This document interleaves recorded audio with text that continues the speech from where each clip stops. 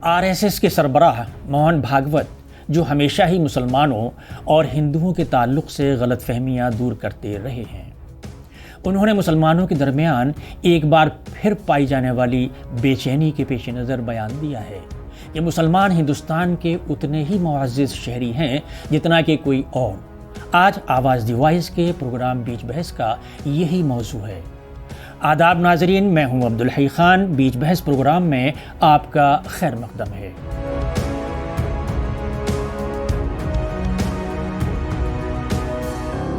آج کے موضوع پر بات چیت کے لیے اسٹوڈیو میں ہمارے ساتھ موجود ہیں ہمارے جانے پہچانے دانشور ڈاکٹر خواجہ افتخار احمد صاحب، جو مذہبی، سیاسی اور سماجی امور کے ماہر ہیں اور interfaith harmony foundation of India کے سربراہ ہیں۔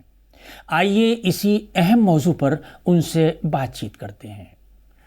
ڈاکٹر صاحب، آواز دی وائس کے پلیٹ فارم پر آپ کا خیر مقدم ہے۔ بہت شکریہ ڈاکٹر خواجہ افتخار احمد صاحب، میں اسی سلسلے میں آپ سے یہ معلوم کرنا چاہتا ہوں کہ ابھی حال ہی میں ڈاکٹر عمیر الیاسی اور اماموں کی تنظیم کے ساتھ موہن بھاگوت جی کی بات چیت جو ہوئی ہے مسلمانوں کے تعلق سے، آپ کیا سمجھتے ہیں اس سلسلے میں؟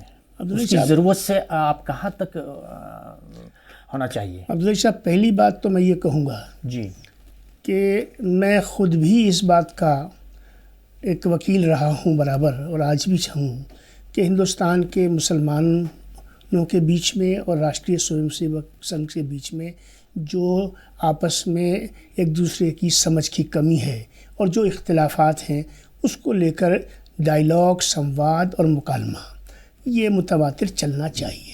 یہ تو ایک اصولی بیان میں نے آپ کے سامنے دیا۔ آل انڈیا امام آرگنائزیشن یہ 1976 میں یہ تنظیم قائم ہوئی، اور یہ موجودہ جو اس وقت چیف امام ہیں ڈاکٹر عمیر احمد الیاسی صاحب، ان کے والد بزرگوار مولانا جمیل احمد الیاسی مرحوم، انہوں نے اس تنظیم کو قائم کیا۔ اس تنظیم کے پس منظر میں دراصل ہندوستان کے 5 لاکھ جو مساجد کے ائمہ ہیں، ان کی جو اقتصادی زبو حالی تھی، کیونکہ کوئی مشاہرہ جات کا مستقل نظم موجود نہیں تھا، انہوں نے اس مدعے کو لے کر سپریم کورٹ میں ایک مقدمہ لڑا، اور سپریم کورٹ نے یہ پوچھا کہ بھئی آپ کی جو یہ تنظیم ہے، آپ کیسے کہتے ہیں کہ آپ ہندوستان کے 5 لاکھ اماموں کی نمائندگی کرتے ہیں؟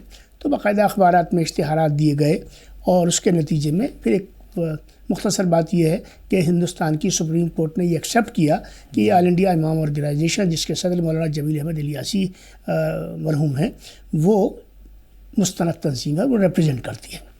1993 میں مئی کے مہینے میں پھر ایک سپریم کورٹ کا بڑا تاریخی فیصلہ آیا، اور اس فیصلے کے نتیجے میں ہندوستان کے اماموں کو یہ قانونی حق ملا کہ ان کو بھی مشاہرہ ملنا چاہیے۔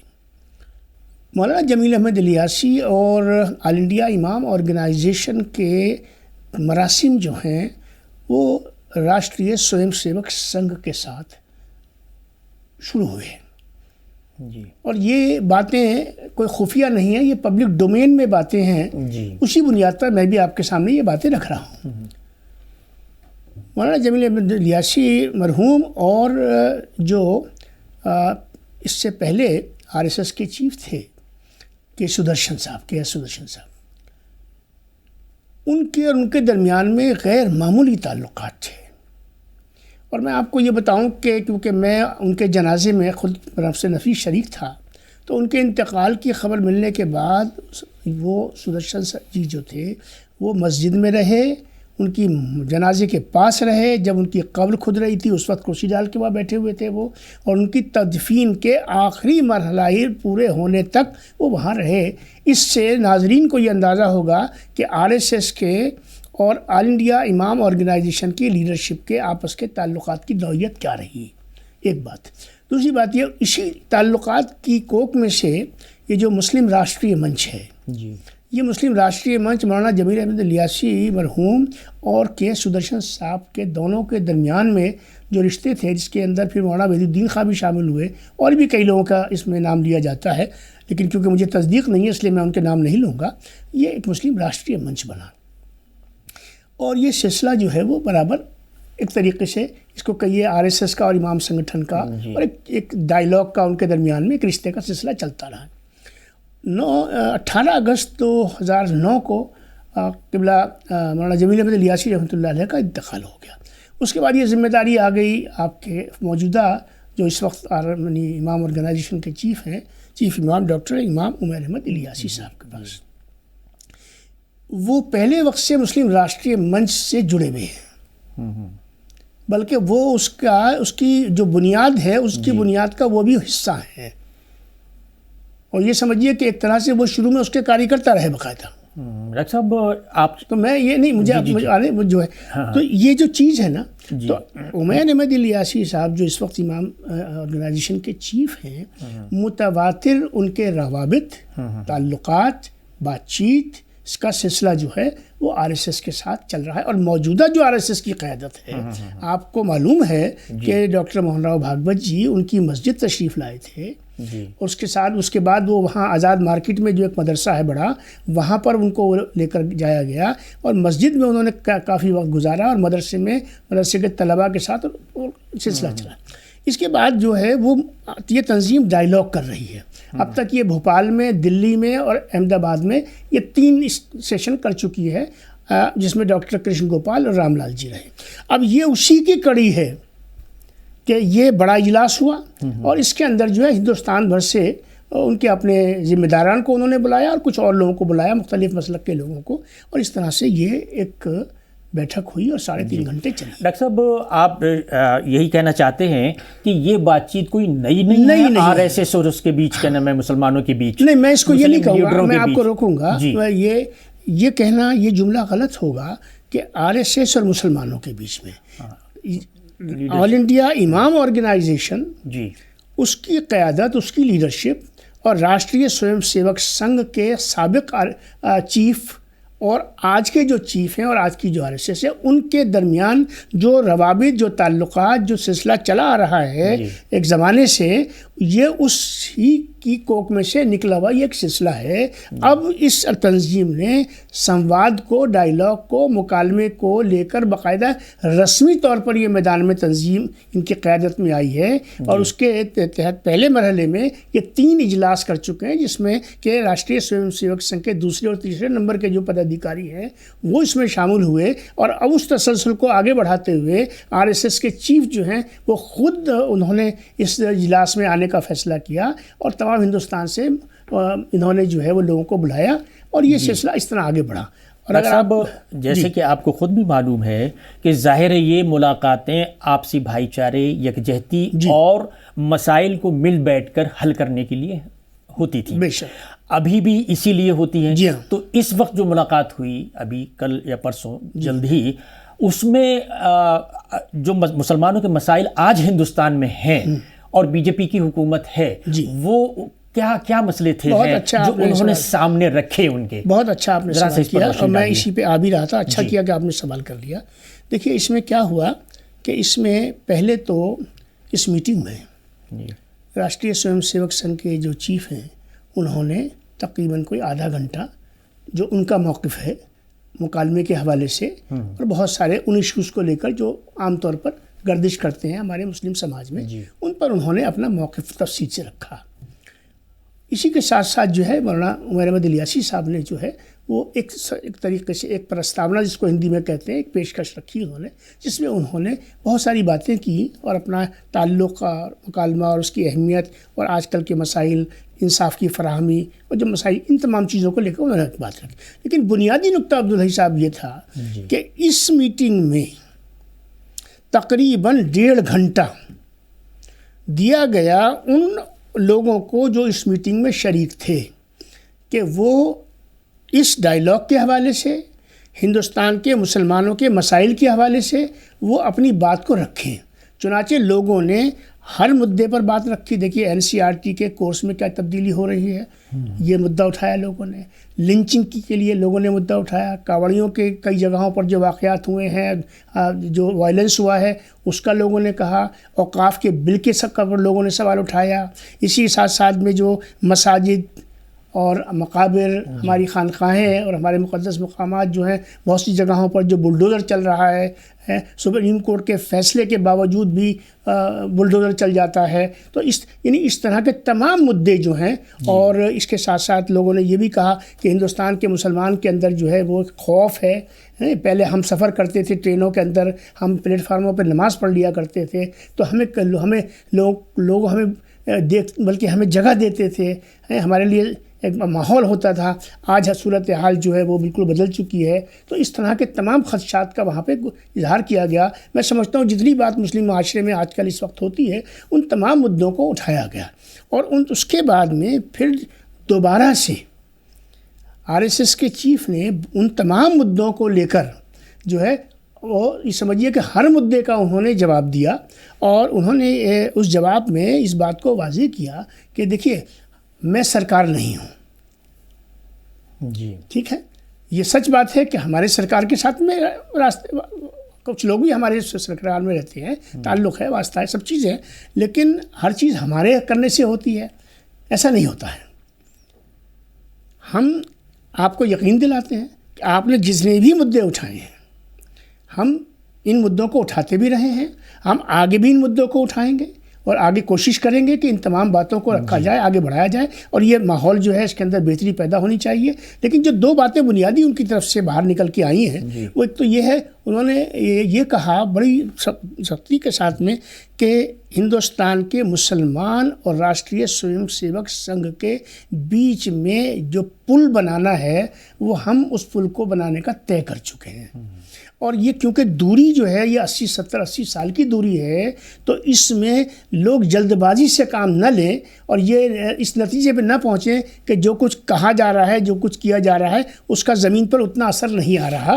تھوڑا وقت لگے گا، چیزیں آہستہ آہستہ کر کے. جیسے کہ آپ نے بتایا ظاہر ہے بہت تفصیل سے کہ بات چیت برابر ہوتی رہی ہے. جی لیکن آپ بھی اس بات سے واقف ہوں گے کہ مسلمان، جی میں یہ بھی چلیے اس وقت ہم مان لیتے ہیں اور حقیقت ہے جس طرح سے RSS کے لوگوں کے ساتھ بات چیت ہوئی ہے اس میں ائمہ مساجد کا بہت بڑا ہاتھ ہے اور انہی کو قانونی حیثیت جیسے منظوری کی بات آپ نے کی یہ سب حاصل رہی اور وہ اس کو مطلب برابر بات چیت چلتی رہی. اب جب مسلمان سب سے بڑی کمیونٹی ہے اور اس کے بعد پھر ہندو بھائی ہیں، ہمارے ہندو برادری ہے اور سب مل جل کر دیکھتے رہے ہیں، بھالتے رہے ہیں، تو کیا ایسا نہیں ہو سکتا اس بات چیت کو ایک دم جب کوئی مسئلے پیدا ہو جائیں تو اچانک اس کو اٹھا لیا جائے؟ کوشش یہ ہونی چاہیے کہ مسائل پیدا ہی نہ ہو اور اس کو اس طرح سے اسٹریم لائن کیا جائے یا انسٹیٹیوشنلائز کر دیا جائے کہ ایسے مسئلے اٹھیں ہی نہیں اور شکایتیں اتنے بڑے پیمانے پر نہ آئیں. عبداللہ صاحب ایسا ہے کہ سناتن سماج بھی بہت بڑا سماج ہے جی اور مسلم سماج بھی ایک بڑا سماج ہے. آپ اس بات سے واقف ہیں اور ہمارا سماج بھی اس بات سے واقف ہے کہ ہندوستان کے جو 20-25 کروڑ کی جو مسلم آبادی ہے اس میں بہت ساری تنظیمیں ہیں اور بہت بڑی بڑی تنظیمیں ہیں، بہت بڑی بڑی شخصیات ہیں، ہمارے اکابرین کی تعداد بہت بڑی ہے. ہمارے ہاں اپنے طور پر ابھی کوئی ایسا نظم نہیں ابھر کر آ سکا ہے کہ جو ایک ایسا ہو کہ جس کو ہم کہہ سکیں یہ نمائندہ نظم ہے، ادھر سے یہ نظم ہے. میں یہ نہیں کہہ سکتا کہ آل انڈیا امام آرگنائزیشن ہندوستان کے 5 لاکھ اماموں کی نمائندگی کرتی ہے. وہ کہتی ہے کہ میں کرتی ہوں، کیا واقعی کرتی ہے یہ اپنے آپ میں ایک سوال ہے نا. اسی طریقے سے جمعیت العلماء ہند ہے، جماعت اسلامی ہے، آل انڈیا ملی کونسل ہے، آل انڈیا مسلم پرسنل لا بورڈ ہے، ان گنت ہمارے ہاں تنظیموں کا ایک سلسلہ ہے، تبلیغی جماعت ہے اور اس کے علاوہ بہت بڑی مقتدر شخصیات ہمارے ہاں ہیں. تو RSS کیونکہ ایک نظام ہمارے پاس نہیں ہے تو RSS مسلم سماج کے مختلف دھڑوں سے رابطے میں ہے. خالی امام آرگنائزیشن ہی یہ کام کر رہا ہے یہ کسی کو غلط فہمی نہیں ہونی چاہیے. بہت سارے دیکھیے دانشوروں نے ملاقات کی، نجیب جنگ نے ملاقات کی، اسفائی قریشی صاحب نے ملاقات کی، جنرل ضمیر الدین شاہ صاحب نے ملاقات کی، سلیم شیروانی صاحب نے ان کے ساتھ ملاقات کی، اس طرح سے پروفیسر فضان مصطفیٰ صاحب نے ان کے ساتھ میں ملاقات کی. تو ایک دانشوروں کا ایک طبقہ ہے جو متبادل ان کے سلسلے ان سے تعلق رکھتا ہے، ان سے ملاقات کر رہا ہے. آپ کے ذہن میں ہوگا کہ قبلہ مولانا سید ارشد مدنی صاحب نے جو ہے وہ RSS کی چیف سے ملاقات کی تھی اور جمعیت کے اور لوگ ہیں، بہت سارے اور لوگ ہیں، کوئی سامنے ہے کوئی سامنے نہیں ہے. تو سب لوگ سلسلہ چل. ابھی کیا ہو رہا ہے، ایک انگریزی میں ایک لفظ آتا ہے ایوولوشن. ارتقائی چیز، یعنی یہ ارتقائی مراحل مختلف دھڑوں سے بات چیت ہو رہی ہے، اور کہیں جا کر اس میں سے کچھ نکلے گا آگے چل کر. ممکن ہے کہ ایسی صورتحال پیدا ہو کہ کوئی ایسا گروپ تشکیل پائے جو کہ جس کو آپ کہہ سکیں کہ یہ مسلم کمیونٹی کا ایک نمائندہ گروپ ہے.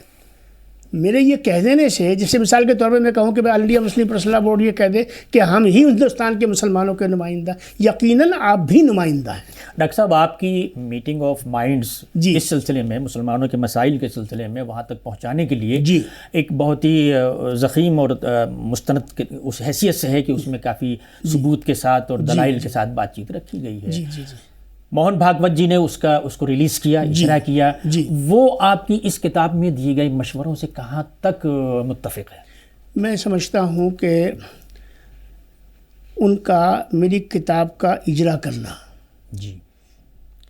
اور اب چونکہ آپ نے یہ بات چھیڑی ہے تو مجھے یہ بات کہنی پڑے گی کہ RSS کی 100 سالہ تاریخ میں RSS کے کسی بھی چیف نے کسی مسلم آتھر کی یا مسلم انٹلیکچوئل کی کسی بک کا آج تک میری کتاب سے پہلے یا میری کتاب کے بعد اجرا نہیں کیا. یہ ایک اپنے آپ میں تاریخ ہے، نمبر 1. نمبر 2، اس کتاب کا جن لوگوں نے مطالعہ کیا ہے، میں پوری ذمہ داری سے آپ کے چینل پہ کہہ رہا ہوں کہ ہندوستان کا عام مسلمان سے لے کر اور دانشور اور علماء اور مفتیان حضرات تک جو گفتگو راشٹریہ سوئم سیوک سنگھ کے حوالے سے، ہندوستان کے مسلم مسائل کے حوالے سے، مذہبی مسائل کے حوالے سے، سیاسی مسائل کے حوالے سے جو گفتگو گھر میں بیٹھ کر ہوتی ہے، کونوں گوشوں میں ہوتی ہے، میں اس کو باضابطہ طور پر اس کتاب کی شکل میں نہ صرف میں اس کو لے کر آیا، بلکہ میں نے ایک درمیانی راستہ بھی اس میں دینے کی کوشش کی ہے.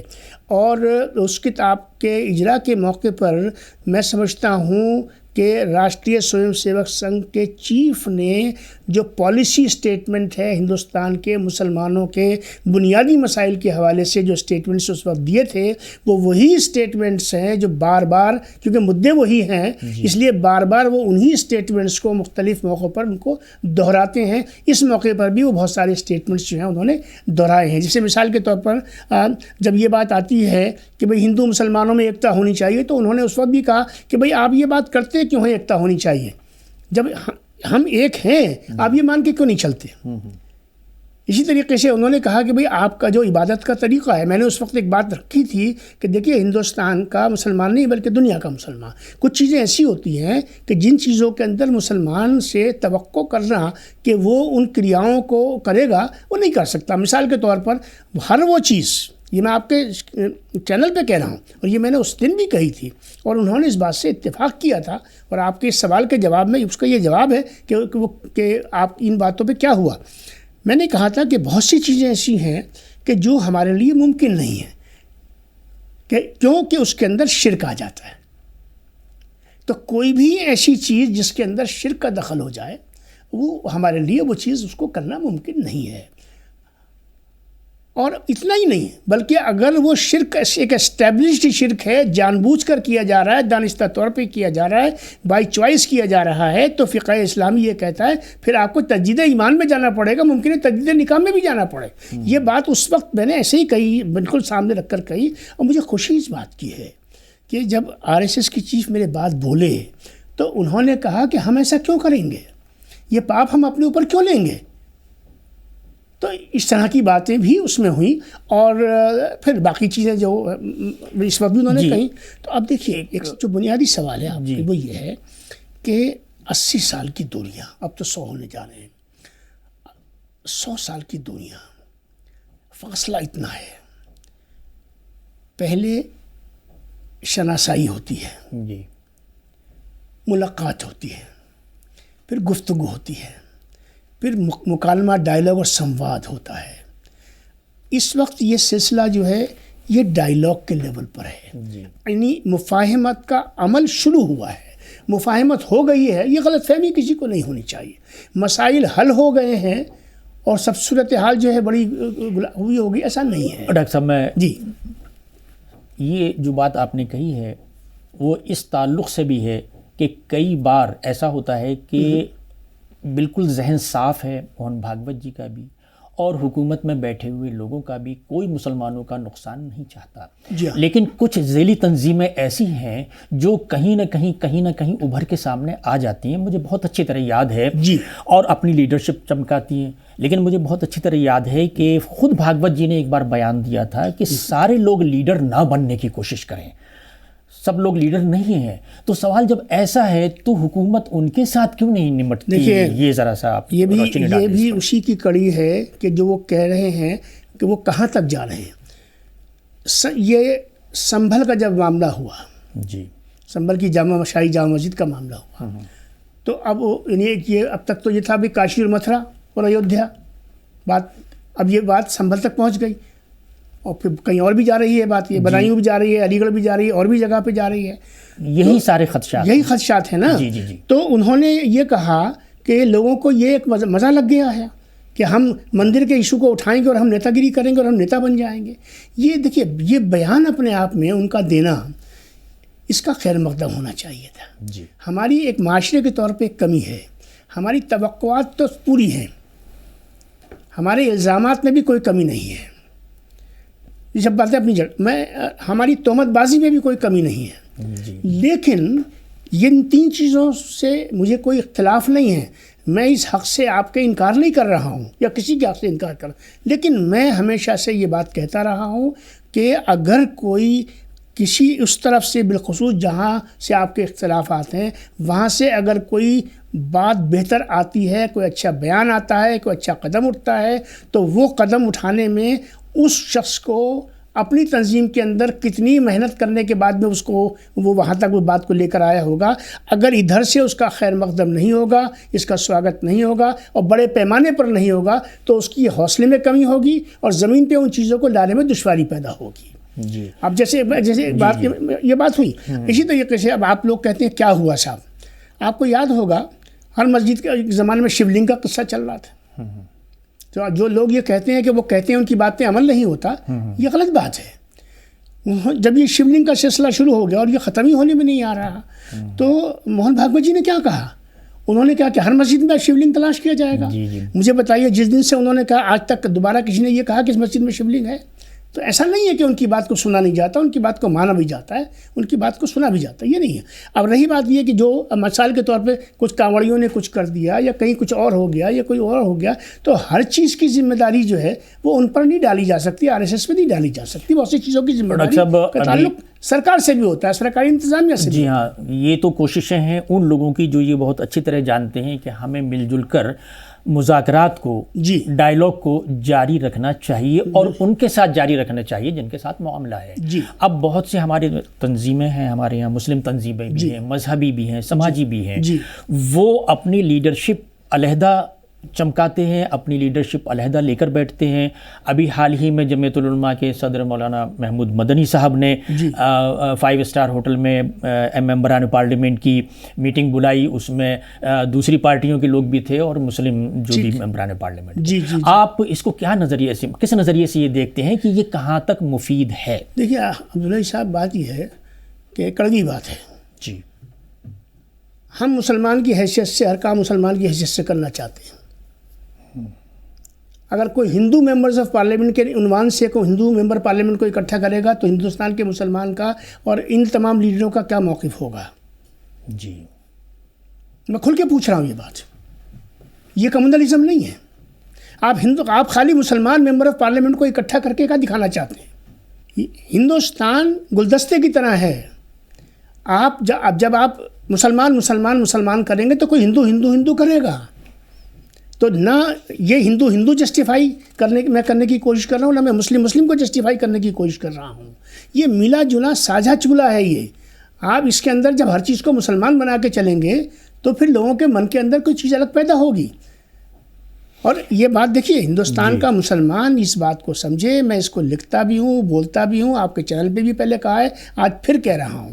دیکھیے، راشٹریہ سویم سیوک سنگھ، اس کی اپنی ایک آئیڈیالوجی ہے. یہ آئیڈیالوجی کاؤنٹر آئیڈیالوجی ہے اس آئیڈیالوجی کی کہ جس پر ہندوستان آزادی کی تحریک سے چلا. یہ اس کی کاؤنٹر آئیڈیالوجی ہے. مسلمان کیوں نہیں سمجھتا اس بات کو؟ یہ آئیڈیالوجی، یہ ہندوتوا کی آئیڈیالوجی ہے. ٹھیک ہے، سمویدھان یہی ہے، اسی کے حساب سے ملک چل رہا ہے، لیکن جس لائن پر، جن خطوط پر، جن نظریات پر آر ایس ایس اور بھارتیہ جنتا پارٹی اور اس کے تمام اس کا جو کاڈر ہے اور اس کے تمام جو ماننے والے ہیں، وہ ایک مخصوص ذہن کے ساتھ، ایک مخصوص ذہنیت کے ساتھ، ایک مخصوص نفسیات کے ساتھ میں ان کی پرورش ہوئی ہے، ان کی آبیاری ہوئی ہے. آر ایس ایس کہتی ہے ہندوستان میں رہنے والا ہر شخص ہندو ہے، پر سیکولر سیاست تو نہیں کہتی. تضاد ہے کہ نہیں ہے؟ جی. اب یہ موضوع اس وقت یہ موضوع بحث کا نہیں ہے، لیکن میں صرف فرق کے لیے یہ بتا رہا ہوں.